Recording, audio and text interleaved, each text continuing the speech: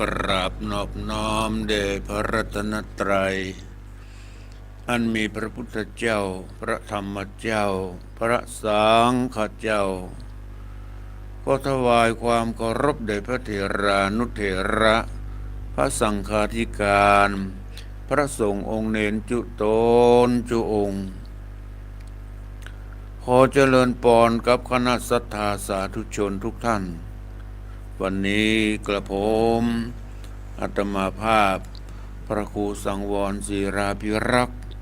เจ้าอาวาสวัดทรายมูลตำบลแม่กาอำเภอสันป่าตองจังหวัดเชียงใหม่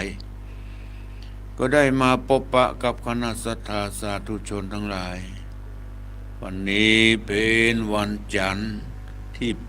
8เดือนมิถุนายนพุทธศักราช 2569 วันนี้เป็นวันแรม8 ค่ำเดือน9เหนือวันนี้เป็นวันพระวันศีลปอกศรัทธาญาติโยมทั้งหลายแรม8 ค่ำเดือน9รายการนี้ชื่อว่ารายการมรดกธรรมกำเมืองมาแตนวันนี้มาแตนท่านพระครูอภิวัฒนวิกรมท่านทิศศาสนากิจ ท่านจะเดินทางออกจากวัดตั้งแต่เจ้าตี4ตี5ก็จะไปฟังก็ขออาตมาเริ่มรายการตั้งแต่ตี5ไปเนอะจนถึง7 โมงอาตมาก็รับภาระนี้วันนี้เป็นวันจันทร์ที่8ดังที่9เอานารายการมรดกธรรมกับเมืองมาแตนเทศนาอยู่ที่วัดสายมูล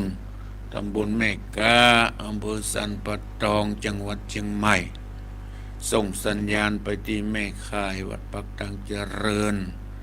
แล้วก็ส่งไปตามกระแสของอินเทอร์เน็ต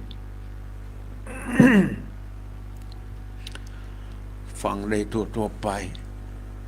ฟังจากสถานีก็เพราะเจ้าของสถานีวิทยุมีจิตเป็นกุศลบริจาคเวลา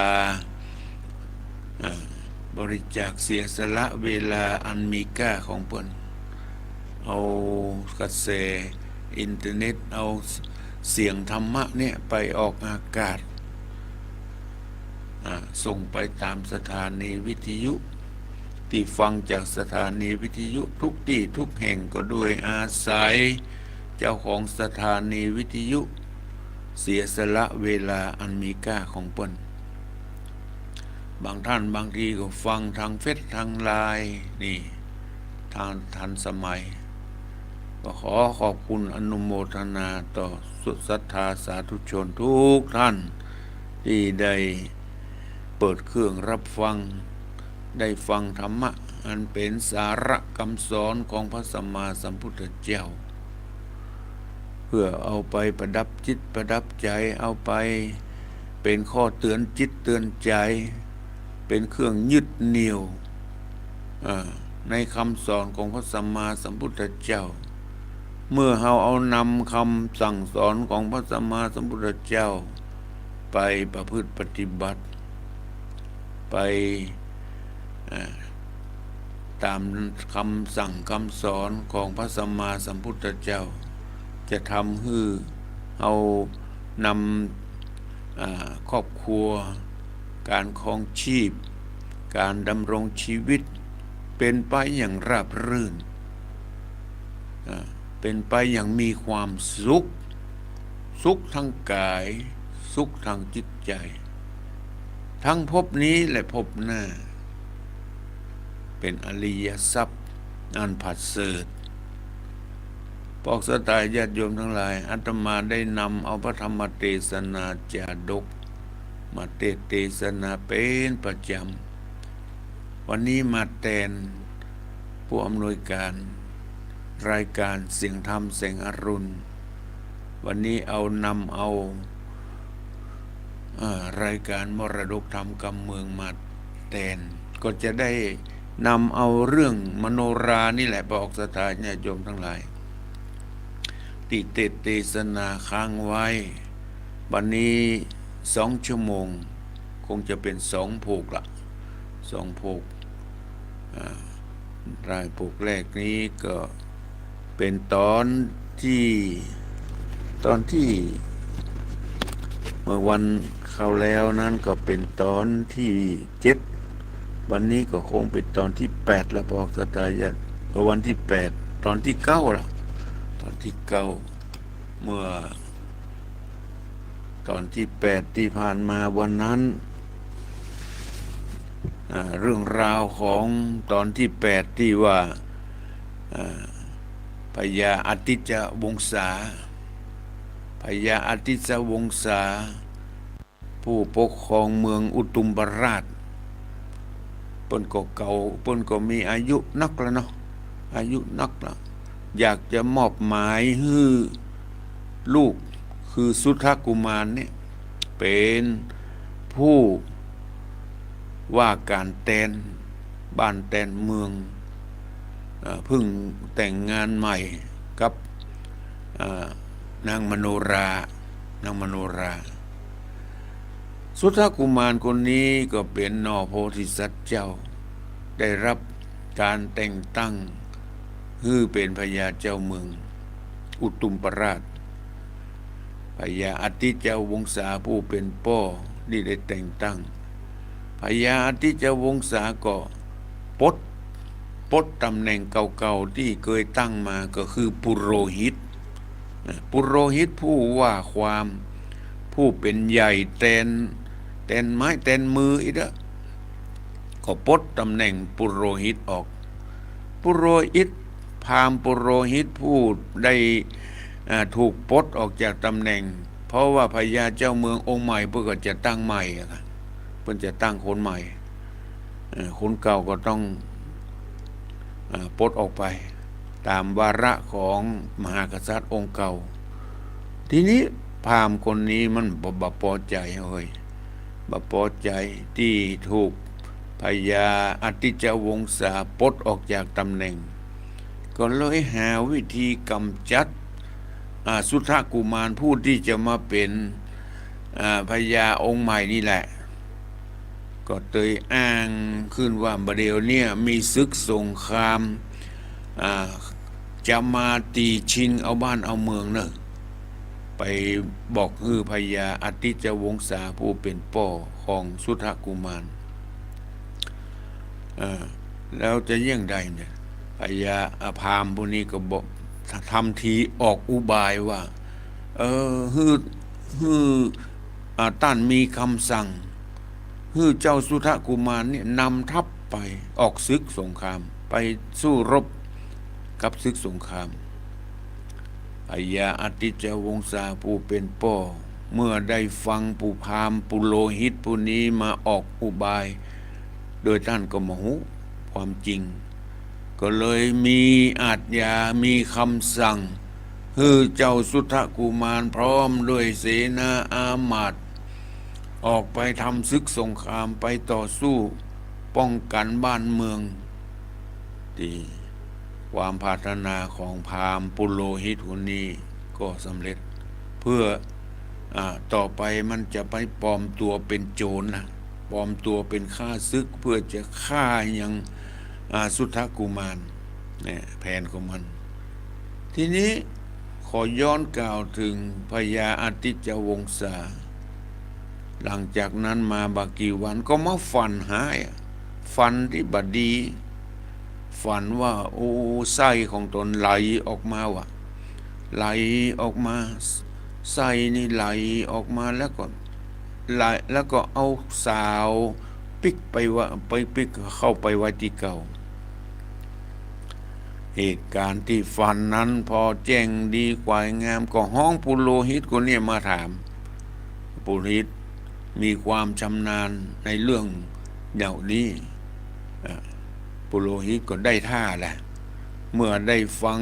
เหตุการณ์กำฝันของพญาอาทิตย์วงศาโอ้ท่านฝันร้ายนี่จะมีเรื่องราวร้ายๆเกิดขึ้นกับบ้านกับเมืองเนอะเหตุการณ์อย่างนี้จะเกิดขึ้นกับบ้านกับเมือง ฮือท่านปูจายันเนี่ยไว้แล้วฮือท่านปูจายันฮือสิ่งที่ท่านฮักที่สุดฮือเอามาปูจาการทำการปูจายันนี่ต้องทำอย่างไรเราต้องเอาหลายๆอย่างทั้งสัตว์ทั้งคนสัตว์4 ตีน 2 ตีนมาปูจาเอาเลือดมาปูจาไหวจะต้องฆ่าคนต้องฆ่าสัตว์ที่ฮักที่สุดอีหลอกในหนึ่งในนั้นก็คือนางมโนราผู้เป็นภรรยาของเจ้าสุทธกุมารที่ออกไปศึกสงครามปุระออกไปศึกสงครามละนางมโนราอยู่ที่บ้านจะกำจัดนางมโนราให้เหมาะพวกศรัทธาญาติโยมทั้งหลายเรื่องราวของการจะกำจัดทั้งสุทธกุมารและนางมโนราจะสำเร็จดังความปรารถนาของปุโรหิตหรือไม่เอาก้อยมาฟังในตอนที่9มโนราวันนี้จะต้องฟังทั้ง2มโนราทั้งตอนที่9และตอนที่10เอาละผมเสียเวลาขอบอกศรัทธาญาติโยมทั้งหลายได้ตั้งอกตั้งใจสดับรับฟังขอขอบคุณที่ทักทายมาทางเฟซทางไลน์คำนวณกำลังแข็งแม่พิสมัยศรีดำรงเทพแม่สายฝนจันกุณะชิดชบาอันนี้ภาษาอังกฤษเลยแม่สลินทิพย์บุญเลิศขอขอบคุณที่ทักทายมาเจ้านี้ก็ขอได้ตั้งอกตั้งใจสดับรับฟังพระธรรมเทศนานางมโนราปิ่นแก้วตอนที่9เป็นลำดับต่อไปนะโมตัสสะภะคะวะโตอะระหะโตสัมมาสัมพุทธัสสะตะตาเตวีวัจนังสุตตวามโนราโลมังยาจิตตวาติสานทโวดุราสาปุริสะตั้งหลายตั้งยิ่งใจน้อยใหญ่ผู้มักใฝ่ตั้งบุญอันจักหนุนส่งอยู่ฮือได้อยู่สวัสดีศรัทธามีจมจืนได้ยกยื่นโยตานยังเข้าป่าอาหารวัตถุพรำปัจจัยศีลดวงใส85บ่ถอยจ้าเสียตนบ่เมาวนประมาทมาสันนิบาตฟังธรรมจุงจักจำฟังที่เอาเป็นตีสอนอกสอนใจลำดับไปนาบัดนี้เดเตตะตาในกาลนั้นนางนัทไทยเทวีเมื่อได้ยินวาทีโอกาสแห่งนางน้อยนาถมโนราว่าจักนำนาแอนฟ้อนก่อนนางอ้อยแก่น้อยอ่อนจักตายเพื่อจักถวายแม่เจ้านางนอนเน่าเทวีผู้มีสรีวิลาศก็เข้าสู่ภาษาทหอขวางเอาปีกเอาแห่งนั้นใส่งามบ่ไรโสภานางมโนรายดซอยก็มีหันเลนาตามัดทังภากาเซนโตสัทธาสัทธาอันว่าสัพพัญญูยศซอยหันบัดถอยบาลีบูตหลังมีไปแจงพระจิงแสงเทศนาว่า ภิกขเวดุราภิกขุตั้งหลายตูนเป็นสายอริยเจ้าทุกคำเจ้าภาวนาอันว่านางนอลายอดซอยกันนางอ่อนอ้อยมโนรายกมือสาขับไหวกล่าวจะใจวอนขอว่าขอเตือนหนอแม่เจ้าก่อนที่ลูกเต่าจักตาย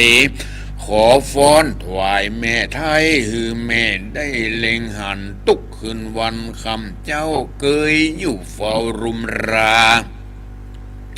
บัดนี้นาลูกลากำตัวก้าจ่องก้องจักได้พรักห้องลานนี้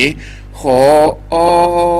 เทวีแม่เจ้าอินดูลูกเต่าคนผ่านได้มีใจบานจืนจ้อยแม่นลูกน้อยมีโตด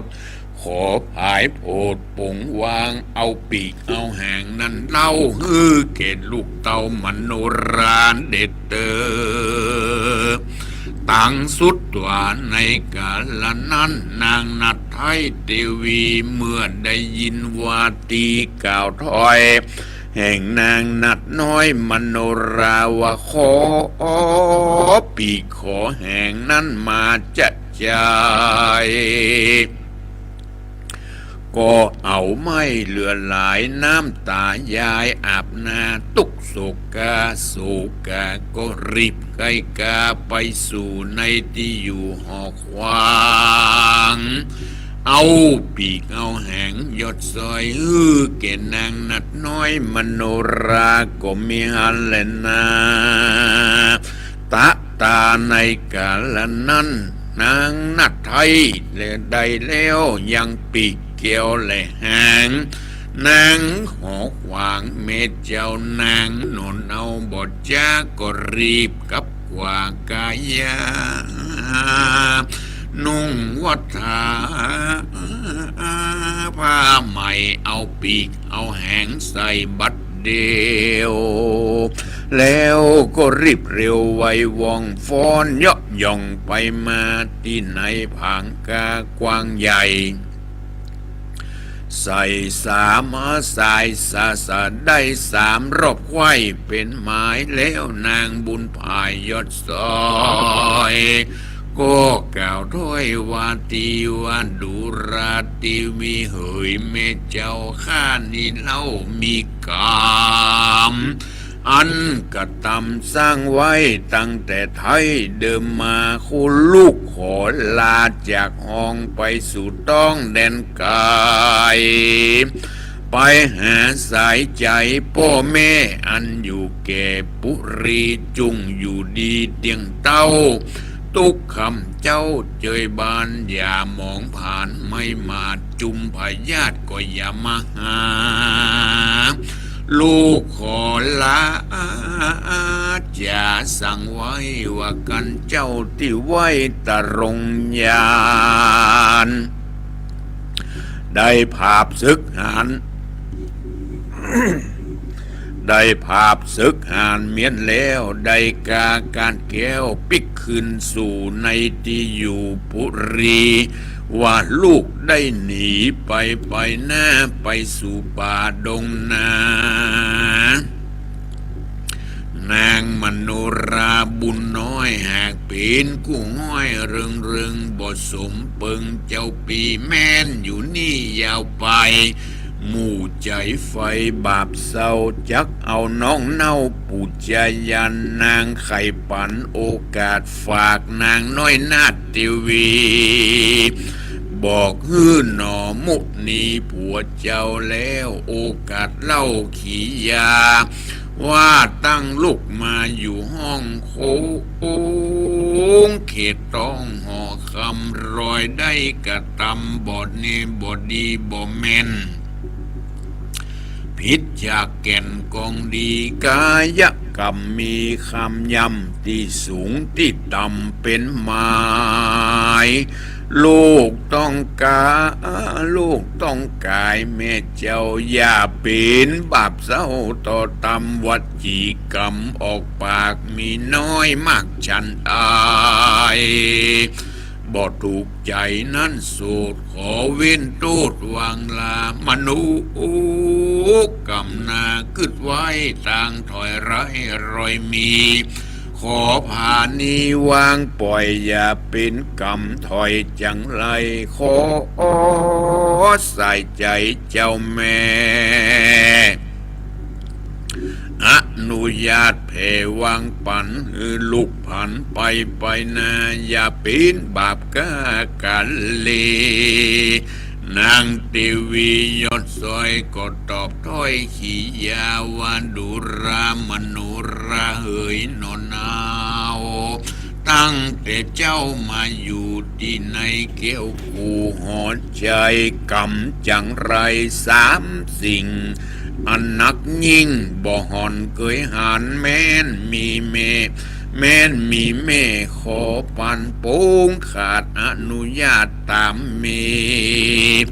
กันนางเทวีกล่าวแล้วนางนอแก้วมโนราก็ออกมาเอ็นฟ้อน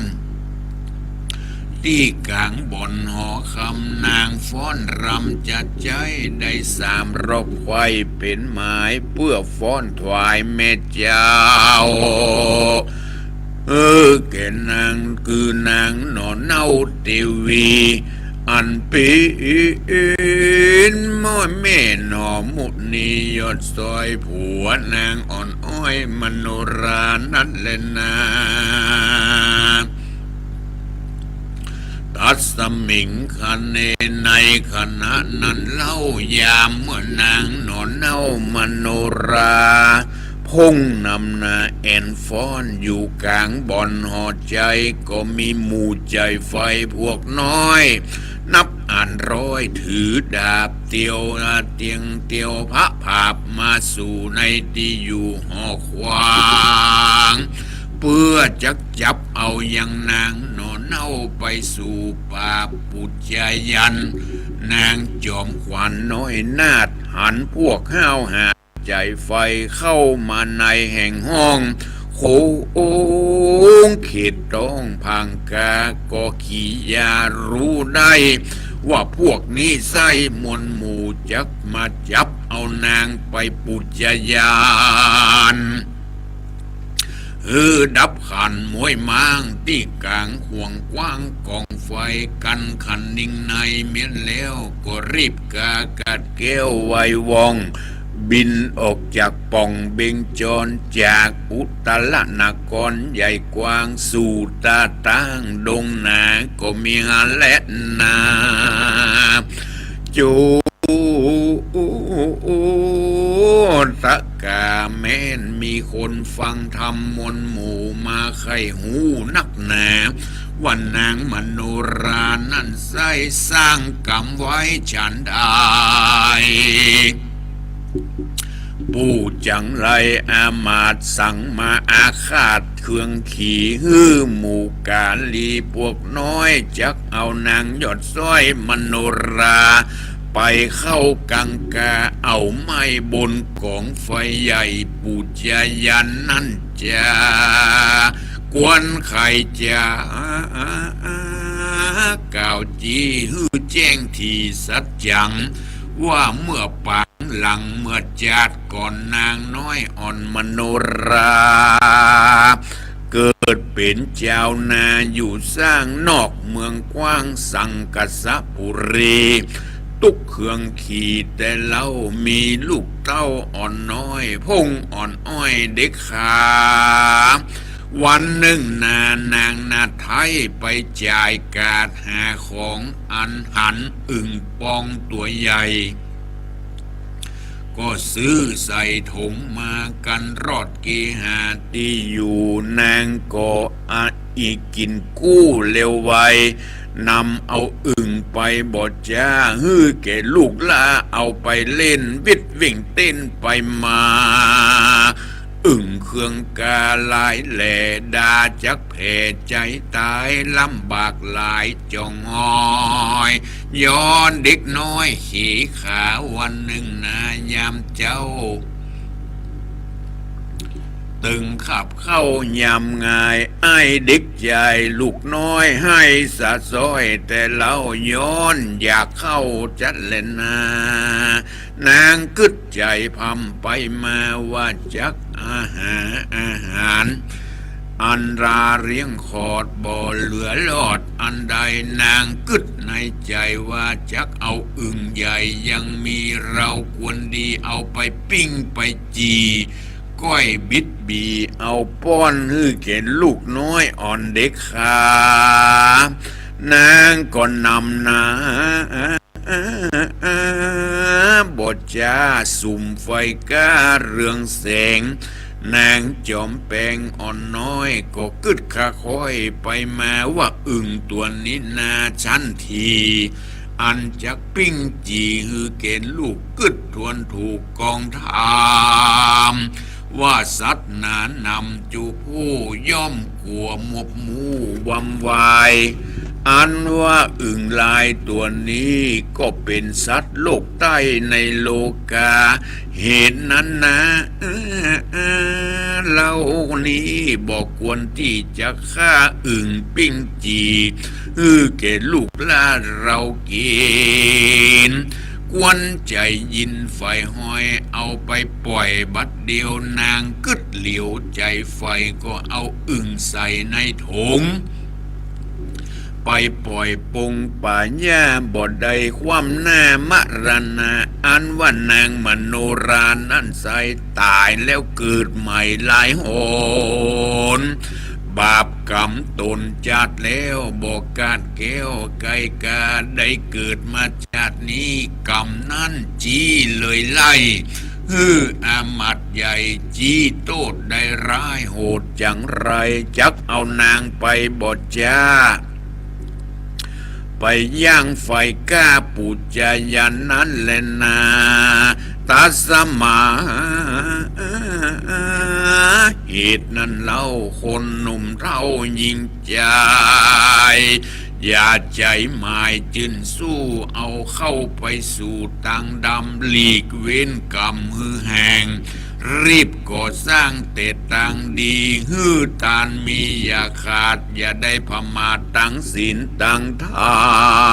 รมได้หันหน้าเข้าพระเจ้าอานิยเมตไตรได้เร็วไวไปรอดเวียงแก้วยอดเนรปานเล่นนาตามมาทางพระกสินตุสัทธาสัทธาอันว่าสัพพัญญูพระพุทธเจ้าตนเป็นเก้าติโลกาจารย์ไขนิทานไปแจงพระจริงเส้งเทศนาว่าภิกขเว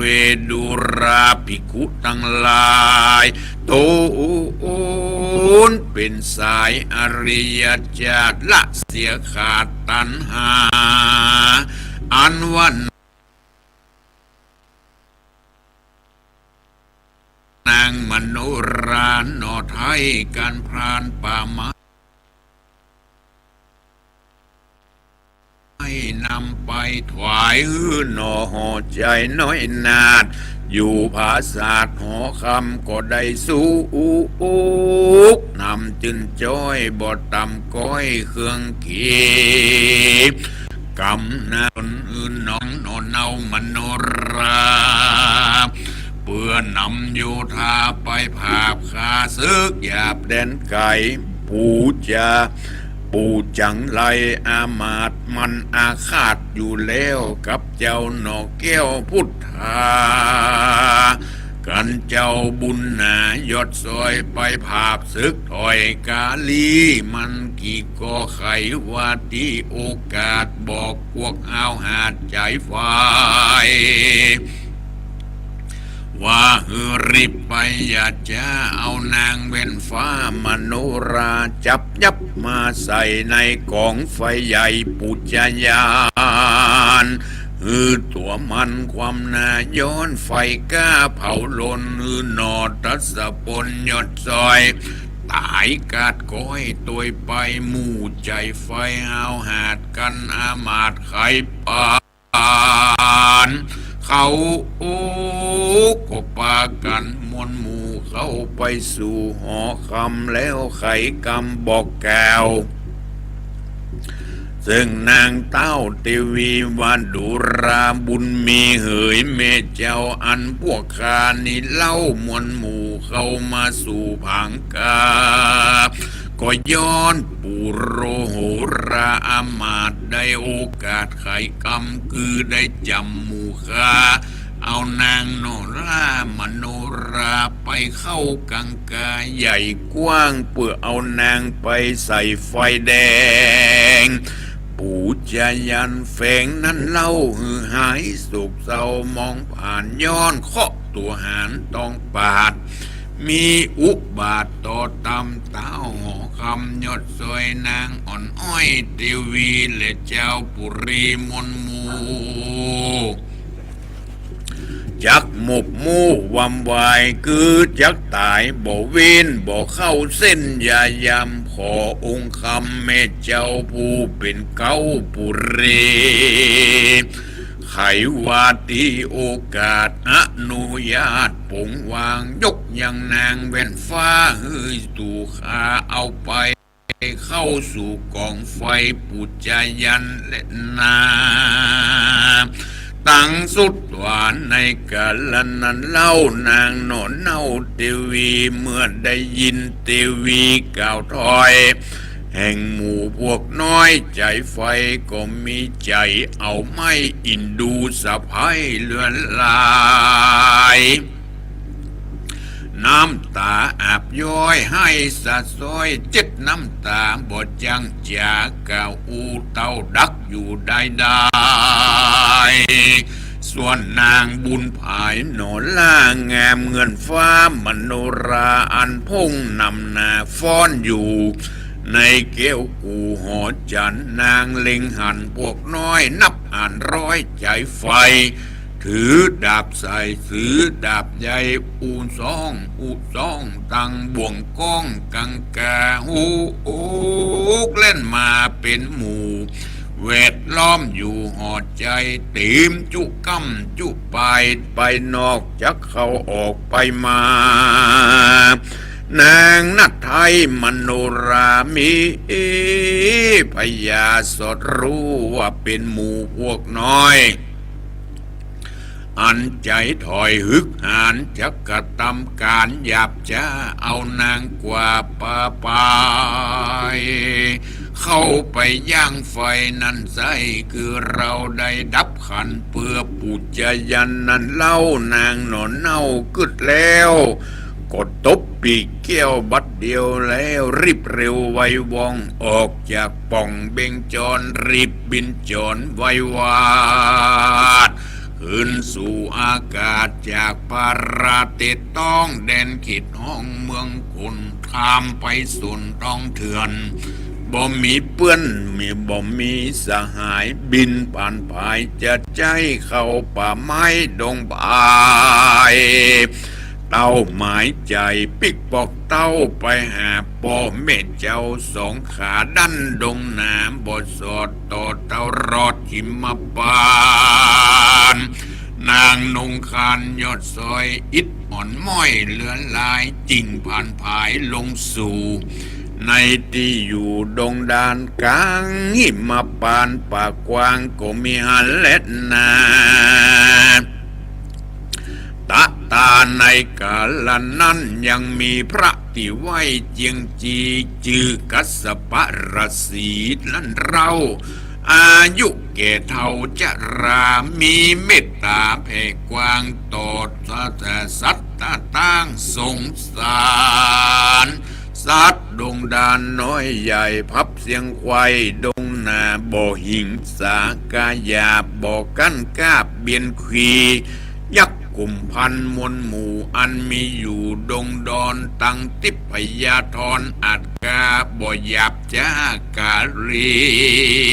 ย้อนระสีบุญใหญ่มีเมตตาควายดงดอนจุมกวางฟานเร็ดจ้างสัตว์ป่ากว้างดงหนาและตังยักษ์ขาหนุ่มเนากันไต่เตามากายต่างก็ผ่านผายมาใกล้นบน้อมไว้อัญจุรีไว้ระสีจุภูบ่เวียนกู้ตัวใดเด่นดงไผ่ป่ากว้างจริงไฟแองเจยบานสูกสำราญควายห้องบ่สุกต้องเครื่องขี่ก็มีด้วยภาการดังกล่าวมานี่แหละนะนิติตังขียาสังวันนานาวิเศษจะห้องหีดยังมโนราปลูกตวนเก่าก็บังคมสมฤทธิ์ดีพระธรรมเทศนาจาดกเรื่องมโนราปิ่นแก้วตอนที่9ก็จบลงเพียงแค่นี้บอกศรัทธาญาติโยมทั้งหลายที่จบลงไปก็เพราะจะสรุปใจความโดยย่อๆได้ดังนี้ หลังจากที่ปุโรหิตผู้วางแผนที่จะกำจัดยังหน่อโพธิสัตว์เจ้าคือสุทธกุมารกับนางมโนราที่จะมาตั้งปุโรหิตคนใหม่เนี่ยตัวเองก็จะบ่มีตำแหน่งนี้ละเคยได้หลับได้ยศมีคนเคารพนับถือบัดเดี๋ยวนี้จะได้กลายเป็นคนธรรมดาไปบ่มีภัยเคารพคือขอคิดอย่างนั้นคือมีความติดในยศในตำแหน่งยึดในยศในตำแหน่งว่าจะต้องจีรังยั่งยืนต่อไปโดยบันนึกว่าของเหล่านี้มันเป็นอนิจจังมันมีกันชั่วครั้งชั่วคราวจะฮื้อมันจีรังยั่งยืนมันเป็นไปไม่ได้พราหมณ์คนนี้มีความคิดอย่างนั้นอยากจะไปอยู่ในตำแหน่งตลอดไปเลยจะกำจัดมหากษัตริย์องค์ใหม่เนี่ยที่จะตั้งปุโรหิตคนใหม่ขึ้นมาแทนตนเองก็เลยอยากจะกำจัดทำทีเหมือนแต่งเรื่องแต่งราวขึ้นมาหาว่ามีศึกสงครามเกิดขึ้นเดี๋ยวนี้กำลังมาอยู่ที่ชายแดนเอาสุทธกุมารนำทัพไปตัวเองก็จะทำเป็นโจรไปฆ่าสุทธกุมารไว้อันทีนี้พญาอติจวงศาทำมาฝันให้แหมมาฝันให้เลยเข้าที่เข้าทางของปุโรหิตโพพราหมณ์ก็ทำทีฮือปุจจายันเอาสัตว์4 ตีน 2 ตีนที่พญาฮักที่สุดมาปุจจาเอาไปย่างไฟไว้พระทนใจเรื่องสักเล็กสักน้อย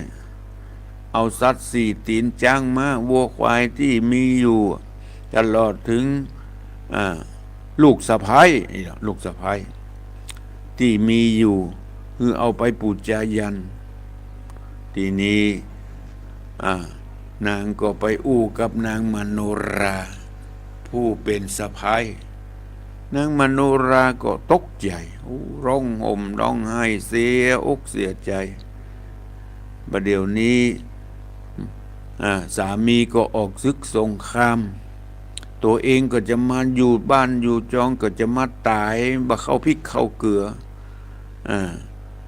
หลังจากได้เวลาแล้วก็เสนาอามาตย์ก็ไปจับยับเอานางมาทีนี้นางก็ออกอุบายนางก็หาวิธีเนี่ยที่จะทำอย่างใดที่จะหลอดพ้นจากเหตุการณ์อุบาทร้ายของปุพามพลนี้ก็เลยขอ เลยบอกคือแม่ว่าก่อนที่จะตายเนี่ยขอเอาปีกเอาแหงมาเพราะนางเป็นมโนนางเป็นมโนรากินนารีเป็นกินนารีนี่บินได้หรอก็ขอปีกขอแหงมาก่อนที่จะตายเนี่ยจะขอฟ้อนถวายแม่แม่พอถวายต่อแม่ก่อนต่อหน้าแม่ออกอุบายว่าอย่างนั้นเมื่อฟ้อนได้สักกรรมนางมโนราก็หันหมู่เสนาอามาตย์จะมาถึงเวลาจะมาจับมายับนางก็บินหนีล่ะนางก็บินหนีบินเพื่อจะไปหาพ่อหาแม่ที่เมืองอุตรนครนางก็รอดพ้นนะเฮ้ยนางก็รอดพ้นจากความตายไปได้ทีนี้พระพุทธองค์ก็จักนำเอาวิบากกรรมของนางมโนรามาเล่าให้ฟังว่าเหตุที่นางจะถูกปูจายันเนี่ยแต่บัดตายเนี่ยเพราะนางมีกรรมอยู่น้อยหนึ่งคือนางไปหั่นใส่ป้นขายกบขายอึ่งนางก็ไปเอาซื้ออึ่งมาซื้ออึ่งมาแล้วก็บาฆ่าเนอะเอามาให้ลูกเล่นลูกก็เอามาเล่นต้องก็วบแวบปองทานอย่างที่เฮาหันนั่นลูกก็เอามาเล่นเป็นวัน2 วันนางก็มาหันลูกใครอยากกินข้าวใครลูกก็อยากกินข้าวอาหารการกินหยังก็บะหมี่จะ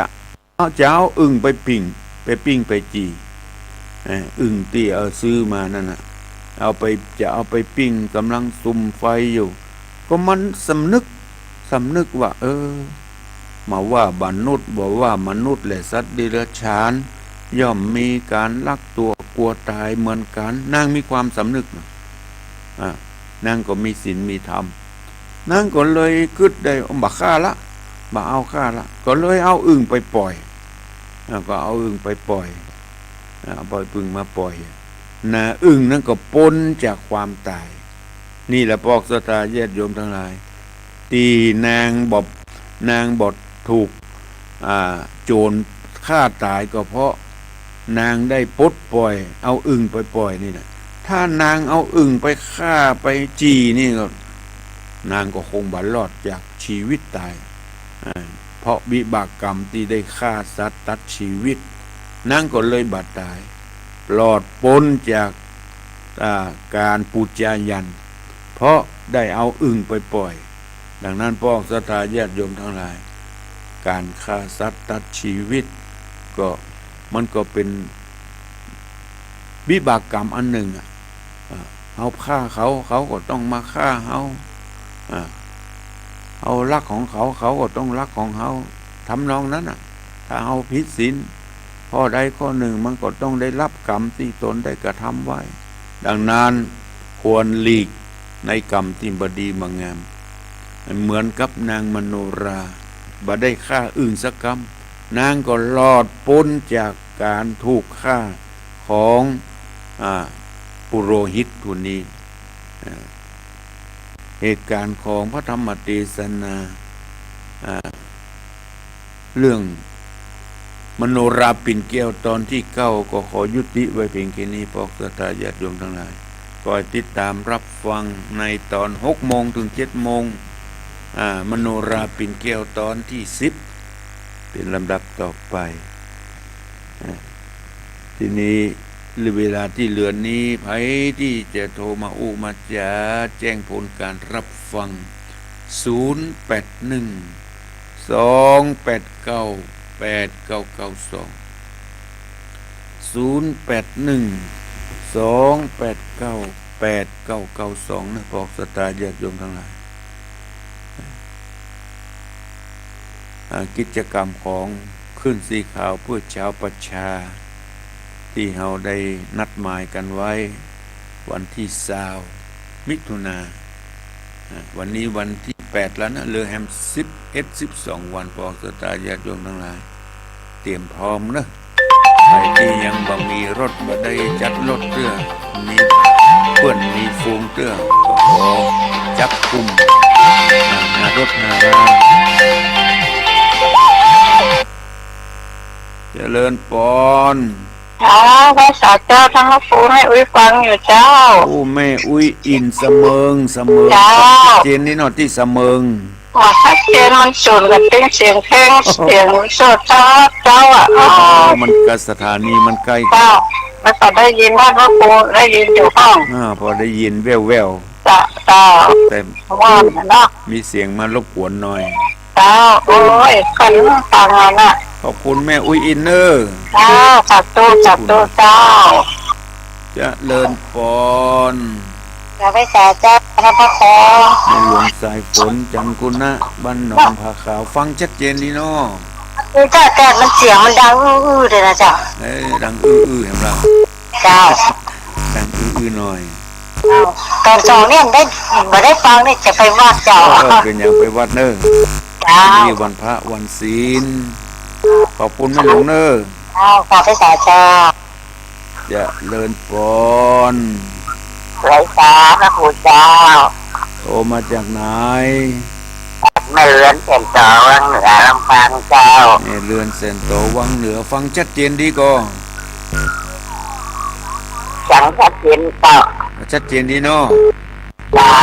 ที่วังเหนือชัดเจนดีมันก็คงจะเป็นแต่สถานีแต่ละที่ก็ฮะเป็นอากาศขึ้นบางที่มันก็มาค่อยราบรื่นขอบคุณแม่เรือนเนอร์เขาทางใส่เนอบุญรักษาวังเหนือจะเลินปอนเจ้าขับไว้ค่ะเจ้าท่านพระครูแม่ชุกเกลียวบางศิลปรสิทธิ์ฟังเนอชัดเจนดีนะเจ้าละนุนลาเป็นเกี้ยวนี่นะเจ้า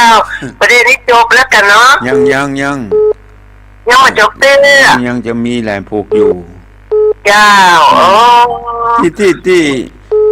มันฟังชัดเจนนี่เนาะเจ้าชัดเจนขึ้น98%แน่ว่าห้อยต้องซักเลยเจ้าห้อยต้องซักนี่ชัดเจนเจ้ากลับไปจ่าเด้อดันพระครูอยู่ดีมีสุขมีสุขแก้วเนอะเจ้าสาธุเจ้าจะเลินปอนเจ้าสาธุเจ้าโทรมาจากไหนเวียงหนองรองแม่น้อมเจ้าตัดจางฟังถึงมาได้เจ้าเด้อตัดจางฟังชัดเจนดีเนาะเจ้าชัดเจนดีเจ้าจากสถานีไหนห้วยตองซักกะเจ้าห้วยตองซักจอมตองฟังชัดเจนดีเจ้าขอบคุณเนอแม่น้อมเนอเจ้ากำลังใจเด้อรักษาดีมีสุขเจ้าเรามีนัดกันที่ลำปางเนอะที่แม่เมาะลำปางอาตมาก็ไปมันต้องไป2 เตื้อแล้วค่ะแต่ยังหลายปีมาละมันได้ไปคราวนี้ก็จะได้นำเอาแบบปิ่มเตียนไปตั้งวันที่19กันเจริญปอนเจ้านักการเจ้าโทรมาจากไหนลำปางเจ้าไม่บวนเนี่ยมันเสียงสะท้อนท่านโทรศัพท์เครื่องนี้มันจะได้กระโมงเสียงสะท้อนฟังชัดเจนดีกว่าที่ลำปางชัดเจนดีเจ้าชัดเจนดีวัดบรรพตสถิตฟังชัดเจนดีขอบคุณเนอะเจ้าว่าอาจารย์วันนี้เข้า2 ชั่วโมงละวันนี้2 ชั่วโมงวันนี้ตั้งแต่5 โมงถึง7 โมงวันนี้ใส่บาตรแล้วครับไม่บัวยังเลยเจ้าทุกเจ้าย่ำมาด้วยนะบุญรักษาอยู่ดีมีสุขผมเข้ายังแล้วเลยคุณบุญรักษายังมาแจ้งอีกยังเจริญพรเขามีนัดกันในวันที่20ปีหนึ่งมีครั้งหนึ่งพอออกศรัทธาญาติโยมทั้งหลายเอาไปร่วมกันไปแสดงออกซึ่งพลังความสามัคคีของคลื่นสีขาวเพื่อชาวประชามีน้ำจิตน้ำใจต่อกันมากน้อยแค่ไหน เมื่อมีกิจกรรมก็ได้เสียสละเวลาไปให้กำลังจิตกำลังใจซึ่งกันและกันระหว่างอุบาสกอุบาสิกาตลอดถึงครูบาอาจารย์ทุกตนทุกองค์เมื่อหันขึ้นสีขาวเพื่อเจ้าประชามาพร้อมหน้าพร้อมตากันโอ้ก็ดีอกดีใจมีกำลังจิตกำลังใจทำมายังก็มีความสมัครสมานสามัคคีซึ่งกันและกันเพราะมีน้ำใจต่อกันมีความหันอกหันใจต่อกันเสียสละทั้งกำลังกายกำลังสติปัญญากำลังทรัพย์ที่พอมีพอที่จะร่วมกิจกรรมกันได้เราก็ร่วมกันทำคราวนี้ก็เช่นเดียวกันร่วมกันไปหล่อเทียนเพื่อจะได้ทำเทียนไปถวายการหล่อเทียนเป็นการรักษาวัฒนธรรมประเพณีอันดีงามของพุทธศาสนิกชนก่อนจะเข้าพรรษาต้องมีการถวายเทียนเพื่อเป็นการรักษาวัฒนธรรมประเพณีดังที่กล่าวสมัยครั้งโบราณนั้นบ่มีแสงไฟฟ้าเหมือนกับปัจจุบันเมื่อถึงฤดูเข้าพรรษาพระสงฆ์องค์เนนก็จำวัดจำวาของภัยของมันเพื่อศึกษาห้ำเฮียนพระธรรมวินัยเพื่อปูจาสวดโมโกห้องปูจาพระรัตนตรัยแก้วเจ้าสามประการก็เลยใจเตียนนี่แหละใจเตียนส่องแสงสว่างในการห้ำเฮียนศึกษาในการไหว้พระสวดมนต์นี่จะต้องมีเทียนจะต้องมีแสงสว่างปูจาตลอดถึงใจแสงสว่างศึกษาห้ำเฮียนเราต้องหิดหอยอันนี้เฮาตั้งหลายก็บ่ได้ละประเพณีสิ่งเหล่านี้ก็เลยมีหิดหอยตั้งแต่ดั้งแต่เดิมมาและการทำเหล่านี้ก็ถือว่าเป็นการทำด้วยตนเองบ่ได้ไปมักง่ายบ่ได้ไปซื้อบ่ได้ไปเอาของเปิ้นมากินมาตานเอาทำด้วยมือของเฮาทำด้วยจิตใจตั้งใจอันบริสุทธิ์คือพร้อมด้วยเจตนา3ประการดังที่ครูบาอาจารย์เปิ้นบอกจะต้องพร้อมด้วยปุพพเจตนาเบื้องต้นกึศทำเนี่ยกึศเองทำเองเนี่ยนี่บนห้องบอกปุพพเจตนาในขณะที่กึศในทางที่เป็นในทางที่ดีนะกึศในทางที่ดีกึศในทางที่เป็นบุญเป็นกุศลแล้วก็ยิ่งทำด้วยกายด้วยทำด้วยมือของตนเองอย่างเนี้ยนี่เป็นห้องว่าพร้อมโดยปุพพเจตนาจาคะเจตนาหลังจากทำแล้วแปลงแล้วหล่อแล้วเอาไปตานในขณะที่กินตาลในขณะที่ตาลตั้งอกตั้งใจด้วยความตั้งอกตั้งใจของตนเองนี่บนห้องว่าจาคะเจตนา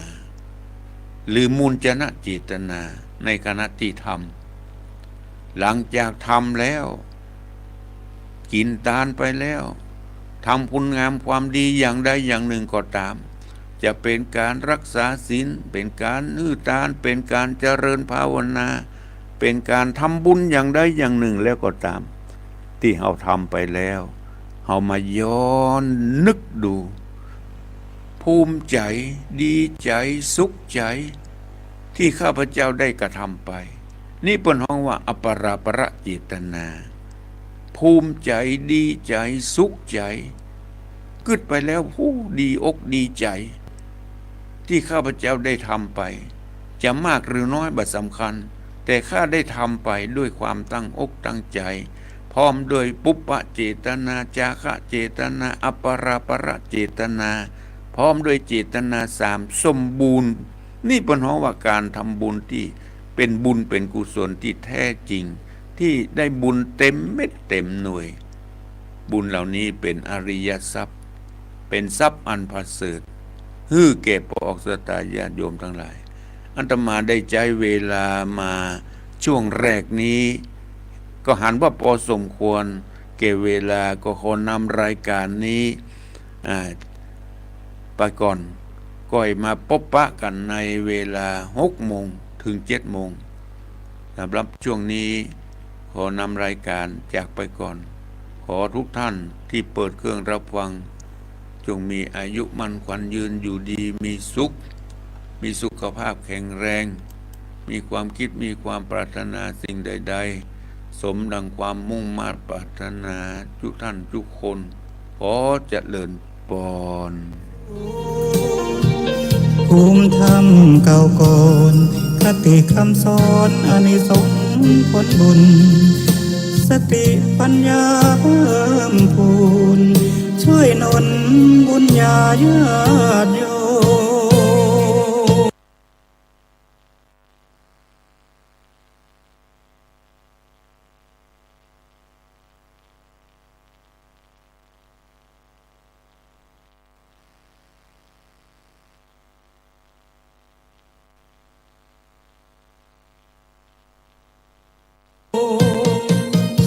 พระครูสังวรศิ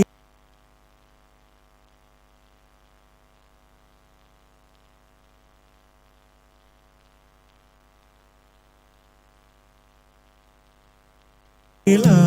งที่รักมั่นค